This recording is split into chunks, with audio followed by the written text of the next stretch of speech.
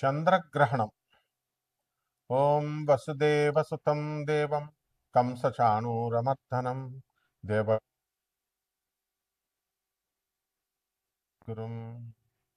కృష్ణం వందే జగద్గురుం.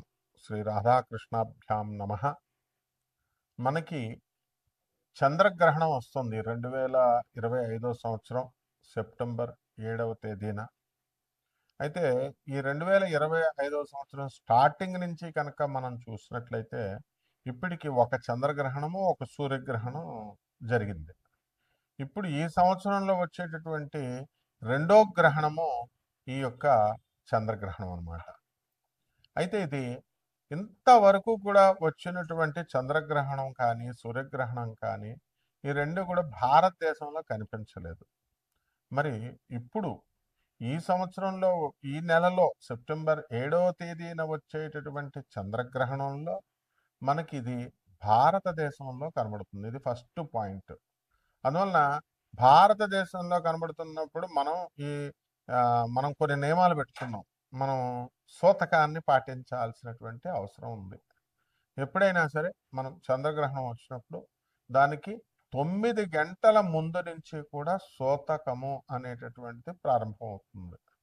అంటే సూతకాలంటే మనం చూడండి, ఒక పిల్లలు పుట్టినప్పుడు కానీ లేకపోతే మరణించినప్పుడు కానీ ఇళ్లలో బంధువులు మనం మైల అంటాం, సూతకం వచ్చింది అంటాం. అలాగా ఈ యొక్క చంద్రగ్రహణం వచ్చినప్పుడు దేవతా విగ్రహాలకి, తర్వాత సూర్యుడికి, చంద్రుడికి, భూమి ఇవన్నీ కూడా మనకి సూతకం పట్టింది అని చెప్పి దేవతా విగ్రహాలు, దేవాలయాలన్నీ మూసేసి ఒక పాము వచ్చి చంద్రుని మింగింది, లేకపోతే ఒక పాము వచ్చి సూర్యుని మింగింది. ఇలాగా మనం గ్రహణాలంటే చెప్తూ ఉంటాం కదా. సూర్యగ్రహణం అయితే సూర్యుని మింగినట్టు, చంద్రగ్రహణం అయితే చంద్రుని మింగినట్టుగా చెప్పేవారు. అప్పుడు సూతకం, ఇది దోషం అనేవారు. మోడర్న్ సైన్స్ ప్రకారము మనము ఈ యొక్క సూర్యుడు, భూమి, చంద్రుడు మూడు కూడా ఒకే సరళ రేఖలో వచ్చినప్పుడు మనకి సూర్యుని యొక్క కిరణాలు చంద్రుడి మీద పడకుండా ఈ భూమి అడ్డుకుంటుంది అనమాట.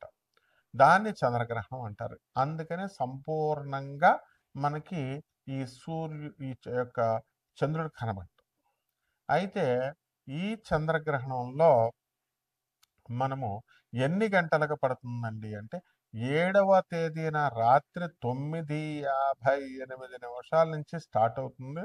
అయితే 11 గంటల 2 నిమిషాలకి కంప్లీట్గా మనకి చంద్రుడు కనబడ్డనమాట. మొత్తం అంతా చీకటిగా అయిపోతుంది. అలాగే 8వ తేదీన అంటే మర్నాడు 1:26 అంటే 8 తెల్లవారుజామున అనమాట. 1:26 ఈ యొక్క చంద్రగ్రహణ స్పర్శ పూర్తవుతుంది. మొత్తం కాల వ్యవధి ఎంతంటే 3:28 అనమాట. కాబట్టి ఈ విధంగా మనకి ఈ చంద్రగ్రహణము అనేటటువంటిది ఒక ఖగోళ శాస్త్రంలో ఏర్పడేటటువంటి ఒక అద్భుతమైనటువంటి వింతల్లో ఒక వింత. అయితే చంద్రగ్రహణంలో మనం ఏం చేయాలండి గ్రహణ సమయాలలో అంటే మనము మంత్రాలు జపించుకోవడము, తర్వాత మనం గురువుల దగ్గర మంత్రాలు తీసుకుంటాం. అలాగే ఇది పౌర్ణమి రోజున సంభవిస్తుంది కాబట్టి దాన్ని ఉపాసన బాగా చేసుకోవాలి. ఎవరైతే వశీకరణ మంత్రాలు, ఆ తర్వాత ఈ యొక్క షట్కర్మలు చేయడానికి, ఇప్పుడు అలాగే దశమహావిద్యల మంత్రాలు, ఎవరెవరు చండీ నవార్ణ మంత్రాలు, ఎవరెవరైతే గురు దీక్షలో తీసుకొని మంత్రదీక్ష తీసుకున్నటువంటి వాళ్ళంతా కూడా మనకి ఇవి ఒక రావి చెట్టు కింద కూర్చొని కానీ లేదా ఒక మనం మేడి చెట్టు కింద కూర్చొని కానీ జపించినట్లయితే వెంటనే ఫలితాలు, శీఘ్ర ఫలితాలు, అద్భుతమైనటువంటి ఫలితాలు రావడానికి అవకాశాలు ఉంటాయి. మకర రాశి. ఈ మకర రాశి వారికి అందరికీ కూడానండి మనకి ఈ చంద్రగ్రహణం తర్వాత సెప్టెంబర్ 7 తర్వాత అద్భుతంగా ఉండబోతుంది. భార్యాభర్తల మధ్య కొట్లాటలు ఇవన్నీ కూడా ఒక దారికి వచ్చేటటువంటి అవకాశాలు ఉన్నాయి. కొంతమందికి ట్రయల్స్కి వచ్చిన కేసులు డిస్పోజ్ చేస్తారు ఆనరబుల్ జడ్జెస్, మిగతా వాళ్ళకి జరుగుతూ ఉంటాయి కదా. అలాగే ఈ వృత్తి, వ్యాపార, ఉద్యోగ విషయాల్లో చాలా బాగుంటుంది. ఇంతకుముందు ఆల్రెడీ బిల్డింగ్ల మీద బిల్డింగ్లు కొన్నారు. ప్రతి మనిషి కూడా ఏమిటంటే అండి, ఒక్క ఇంటి కంటే కూడా ఎక్కువ కొన్నారనుకోండి రోగాలు పెడతాడు దేవుడు. కాబట్టి ఒక ఇల్లే కొనుక్కోండి. సంతృప్తి ఉండాలి ప్రతి మనిషికి కూడా. 2 కార్లు 3 కార్లు కొంటున్నారంటే ఆయుర్దాయం మీకు తగ్గించేస్తాడు దేవుడు, అందులో డౌట్ లేదు. ఎందుకంటే మీ మీ శ్రేయస్సు కోరేవాడిని కాబట్టి చెప్తున్నాను నేను. ఎట్టి పరిస్థితుల్లో మిగతా డబ్బు మరి మేము ఏం చేయాలి గురువుగారు అంటే, పేదలకు దానాలు చేయండి. మీ ఇంటి దగ్గర ఉన్న పేదలు ఎవరైతే ఉన్నారో, ఆర్ఫన్స్, తర్వాత అనాథ పిల్లలు, సన్యాసులు, వీళ్ళంతా ఉంటారు కదా, వాళ్ళందరికీ చేయండి. ఒక ఏదైనా సరే కంటెంట్మెంట్ ఉండాలి. మరి ఈ మకర రాశి వాళ్ళకి రైతులు కూడా బ్రహ్మాండంగా సంపాదిస్తారు. ఈ మధ్యన ట్రెండ్ మారింది. ఇప్పుడు సాఫ్ట్వేర్ ఇంజనీర్లు లవ్లు చేసేవారు ఎక్కువ, ఇప్పుడు రైతులు లవ్లు చేస్తున్నారు. కాబట్టి ఈ రైతులంతా కూడా మీకు వివాహాలు కాదేదు అనేటటువంటి కసితో మీరు చేస్తున్నటువంటి ఈ యొక్క ప్రయత్నాలు మానండి. మీకు మంచి వివాహాలు జరుగుతాయి చక్కగా.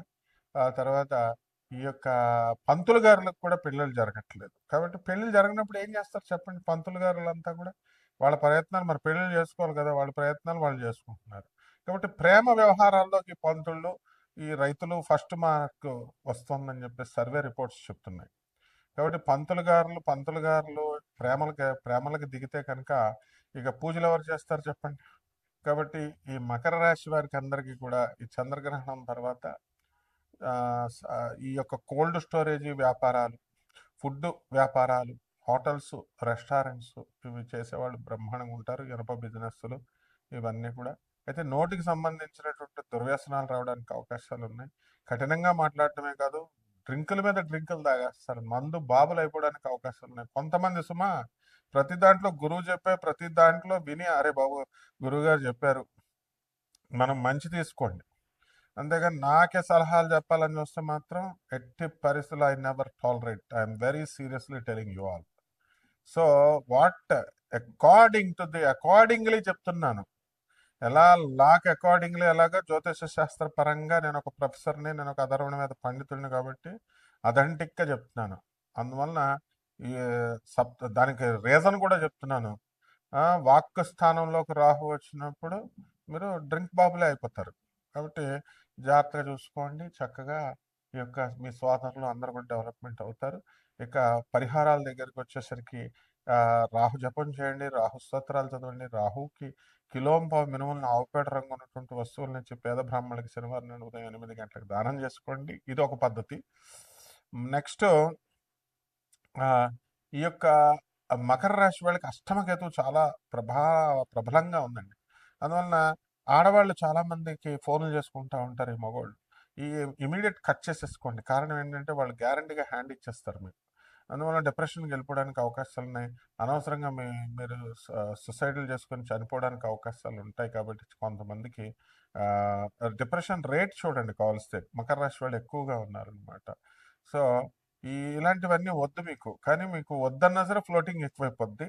అందువలన ఈ మకర రాశి వాళ్ళు చక్కగా ఈ యొక్క కేతు జపం కూడా చేసుకోవాలా, కేతు స్తోత్రాలు చదవాలా, కేతు కిలోంపావు ఉలవల్ని ఆవుపేట రంగు ఉన్నటువంటి వస్తువుల నుంచి పేద బ్రాహ్మణులకి దానం చేయండి.